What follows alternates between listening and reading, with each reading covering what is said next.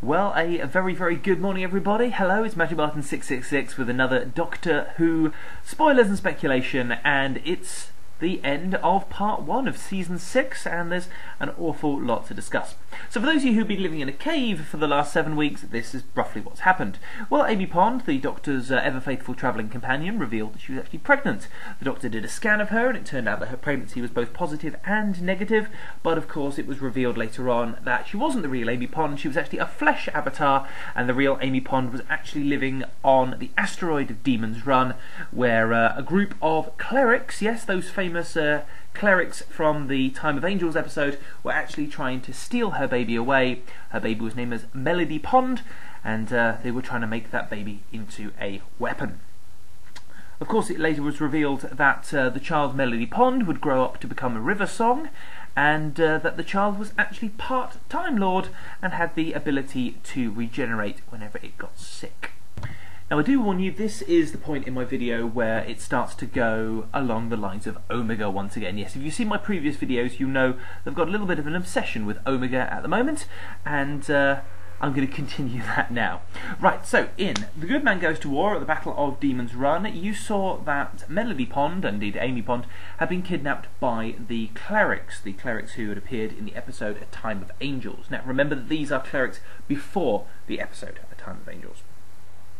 These clerics are, of course, still flying under the banner of Omega. If you looked in the background, they were swearing their allegiance to God, and they were flying not a symbol of a cross or a symbol of a crescent or a star or anything. They were flying under the banner of Omega. It's been discussed in my previous videos that the Omega symbol as a octagon with the two vertical lines coming down through it could mean Omega the Second, meaning that they are ready for the second coming of Omega. So, why would a bunch of clerics want to kidnap a baby? Well, of course, this baby was part Time Lord and could be, in theory, made into a weapon, but far more importantly than that, I think that Melody Pond is actually the second coming of Omega. Look at this video again. Probably most of you were focusing on the words Melody Pond written on the side of the crib, but if we take it back and I show you a still image, there we see under the M of Melody is an Omega symbol. Now, that's not there by chance.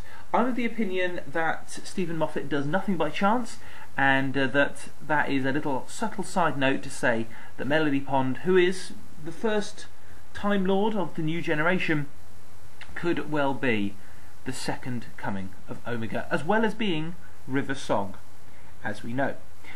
One of my reasonings for this is that it's kind of a miraculous birth for a Time Lord, because you've got two humans which came together on their wedding night to produce a Time Lord, which is really unlikely, but as it's been revealed, if two people spend too much time near the untempered schism or in the time vortex, they can start to turn into Time Lords. Also, if you take Amy, A-M-Y, and add the R of Rory, you get Mary, as in the Virgin Mary as well.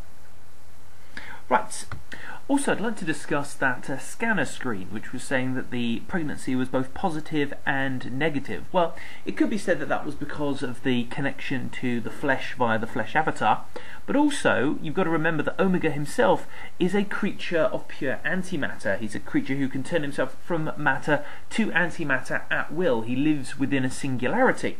So potentially a pregnancy could be seen to be both positive and negative if it's made of antimatter. Let's talk about where I went wrong in this series. I did go wrong in a couple of places. Firstly, I suggested that the prototype TARDIS, which was seen in the Lodger episode, could well have been Omega's prototype TARDIS. Well, as we saw in the two-parter at the start of the season, that proto-TARDIS was actually part of the machinations, should we say, of the Silence. The Silence being the creatures that have been living in the corner of your eye for all of eternity.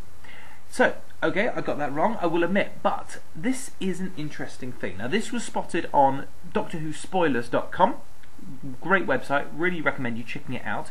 This is a picture of a Silent, and have a little look at its bone structure.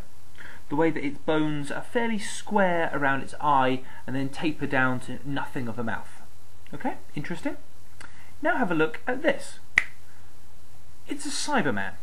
Yes, okay, it's the new series Cyberman, but as we've seen in A Good Man Goes to War, in this universe, the Cybermen have now reached a stage of development where they look like Cybermen. We'll just say that they forgot to change them.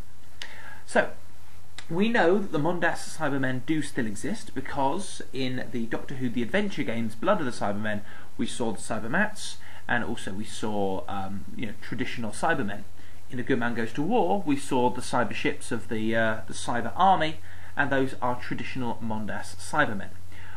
This is a speculation at this point, but there is a fair bit of evidence to suggest that the Silence could well be what's underneath a traditional Mondas Cybermen.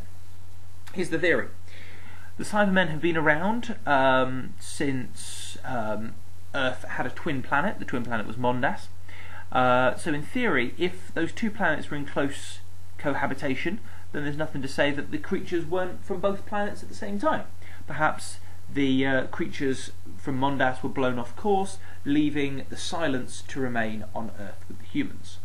The Silence claim to have been on Earth since the Wheel and the Fire. Well, that rung some alarm bells with me, because the Wheel could be a reference to The Wheel in Space, which was a very famous Cyberman episode, and also River Song claims she was an archaeologist and she loves a good tomb.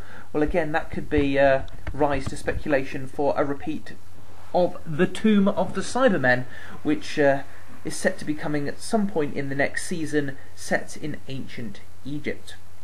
Right, I think that's enough for today. Lots and lots to go on there. Please do leave your messages. Please do keep watching my other videos as well. I've got very nearly the 21,000 mark, which I know is pittance compared to some of the other Doctor Who users on YouTube, but it does make me very happy indeed. Have a marvellous afternoon, and I will see you all later. Bye-bye now. Bye-bye.